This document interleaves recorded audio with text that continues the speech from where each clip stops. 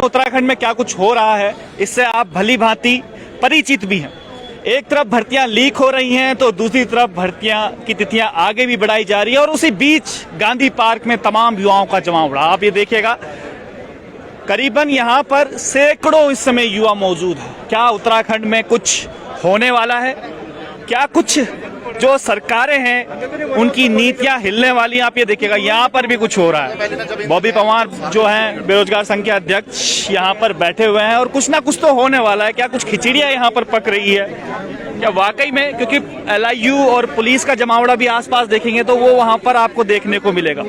युवा बड़े आक्रोशित भी हैं जिस प्रकार के फैसले सरकार ले रही है, जिस प्रकार की गतिविधियां तमाम उत्तराखंड में हो रही है। पहले तो सोच रहे थे UKSSC मात्र वहां से पेपर लीक होते हैं, लेकिन उसके बाद जो सबसे बड़ी दूसरी संस्था है वहां से भी पेपर जो है वो लीक होने शुरू हो गए। तो इसी बीच आप ये देखिएगा, युवा यहाँ पर तमाम खड़े हुए हैं और क्या कुछ आज डिसीजन हो रहा है, क्यों इकट्ठे हुए हैं, जो उनके अध्यक्ष है खुद उनसे हम बात करने की कोशिश करेंगे। लेकिन कुछ चल रहा है यहाँ पर, ये देखिएगा, तमाम बातें अभी तक हो रही हैं। लेकिन इससे पहले हम कुछ और लोगों से भी बात करने की हम कोशिश करेंगे। आप आ जाइए भाई, जरा आपसे बात करते हैं। क्या कुछ चल रहा है? बड़े लोग इकट्ठे हो रखे हैं।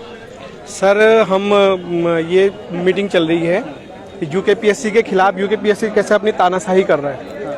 आयोग, इतना बड़ा पेपर लीक हो गया है। आयोग के अध्यक्ष ने, एक कॉन्स्टिट्यूशनल बॉडी के हेड है वो, उनको अपनी मॉरल रिस्पॉन्सिबिलिटी लेनी चाहिए थी वैसे, कि बाहर आते एक बयान देते कि हमसे गलती हुई है और हम जो है इसकी तह तक जाएंगे और जब तक तह तक नहीं जाएंगे तब तक हम जो है इसकी जांच नहीं करेंगे, उसके बाद पेपर करेंगे। इन्होंने क्या कर दिया कि पेपर की डेट दे दी, उसी टाइम एक फरमान निकाल दिया उन्होंने कि 12 फरवरी को जांच होगी, सॉरी पेपर होगा। बिना जांच के आपने ये डेट कैसे दे दी कि 12 फरवरी को होगा? आयोग के अंदर पता नहीं कितने संजीव चतुर्वेदी होंगे, हमको क्या पता। और ये बोल रहे हैं कि 380 क्वेश्चन का जो पेपर, जो क्वेश्चन बैंक है वो इन्होंने बाहर भेजा संजीव चतुर्वेदी, उसमें से 35 क्वेश्चन आए थे। आयोग का ये कहना है। तो वो 380 क्वेश्चन बाहर गए, वो कौन से 380 क्वेश्चन है? उनका दोबारा पेपर में कैसे नहीं आ सकते? और पहले इन्होंने बोला कि हमने फॉरेस्ट गार्ड का पेपर रातों रात छाप दिया है, ये भी इन्होंने बोला। रातों रात कितने पेपर छापे तकरीबन? अब वो उनको पता होगा कि 22 तारीख को वो कराना था, संजीव चतुर्वेदी चोर निकला, तो उसके बाद पता नहीं कितने पेपर छापे होंगे रातों रात, और 22 तारीख को पेपर था। अब इन्होंने उसकी डेट भी दे दी है। और ताज्जुब की बात देखिए, 10,000 11,000 कैंडिडेट, उसका भी श्योर नहीं है। सुप्रीम कोर्ट का डिसीजन आना है महिला आरक्षण को लेके, उसमें से भी काफी महिलाएं बाहर होंगी अंदर होंगी, उसका कोई पता नहीं है। ताज्जुब की बात यह है कि UKPSC में मेंस में 7 पेपर होने हैं और फॉरेस्ट गार्ड का पेपर 1 पेपर होना है। एक पेपर के 4 सेट बनने हैं ABCD। इन्होंने क्या किया कि उसकी डेट देखिए 26 से 29 तक डेट दे दी फरवरी में, 1 महीने बाद। और इसकी डेट जो 1 पेपर बनना था खाली, उसकी डेट देखो इन्होंने कब दे दी? अप्रैल में। जब सारे एक्सपर्ट आने थे, जब सब कुछ होना था, उस टाइम इन्होंने, उसमें सब कुछ होना था, एक्सपर्ट आने थे, बड़े एक्सपर्ट आते, वो पेपर सेट होने में टाइम लगता। जहां ये 100 क्वेश्चन बनने थे वहां कम से कम 40 क्वेश्चन एक पेपर में बनते हैं, तो 7 चौको 28, 280 क्वेश्चन लगभग बनने हैं। तो ये आयोग अपनी मनमानी कर रहा है। हम यही चाहते हैं कि CBI जांच हो और निष्पक्ष जांच हो, और किसी हाई कोर्ट या सुप्रीम कोर्ट का जो सिटिंग जज है उसके अंडर में ये जांच हो।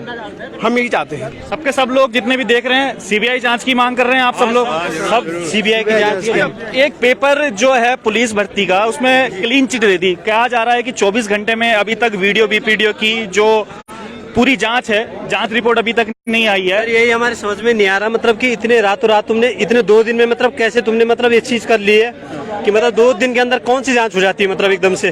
और फेयर जांच तुमने, कभी तुम STF के पास जांच दे रहे हो, रातों रात कल के दिन अखबार पढ़ रहे हैं हम, तो उसने तुम्हारी जांच दूसरे विभाग को दे रहे हो, मतलब ये समझ से बाहर है। इसलिए हम चाह रहे हैं, जब पटवारी का अगर पेपर उसमें पैसे चल रहे थे, तो ऐसा कौन सा है जिसकी मन में गलत चीज है? वो तो सबके लिए ना। फिर पुलिस के पेपर के लिए तुम कैसे फेयर हो गए फिर? बिल्कुल। तो मैं चाहता हूँ कि मतलब अगर इसकी जांच हो चुकी है तो पुलिस की पेपर की जांच ढंग से होनी चाहिए और फेयर सिलेक्शन हो। CBI जांच होगी तभी जाके फेयर सिलेक्शन होगा, वरना हमें नहीं लगता मतलब कि कोई भी फेयर सिलेक्शन होने वाला है। ये हमारी मांग है कि CBI भी जांच। तो मुख्यमंत्री साहब कहते हैं 10 साल तक की सजा मिलेगी जो इस प्रकार से। अरे सर, ये बोलने वाली बातें रह गई उत्तराखंड में कि 10 साल की होगी, 20 साल की होगी, हमारा फ्यूचर खराब हो जाएगा। हमें क्या करना उससे? जो हमें चाहिए मतलब जो अभी होना चाहिए ना। हमारी एज थोड़ी रह रही है, हमारी एज तो 28 हो चुकी है।